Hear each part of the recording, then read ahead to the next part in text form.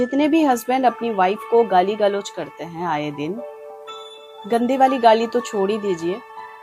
जो एकदम कॉमन वाले हैं, गवार, गधी, अरे तू तो पागल है, रत्ती भर दिमाग नहीं है तेरे में, बेअक्ल,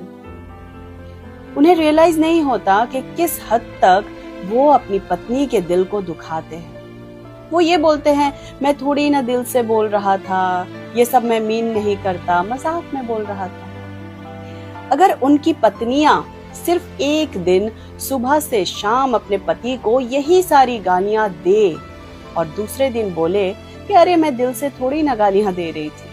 तो वो पति ना बर्दाश्त नहीं कर पाएगा। तो पतियों को समझना चाहिए कि इतने सालों से जो आप ये सारे शब्द यूज करते आ रहे हैं, उससे आपकी पत्नियों को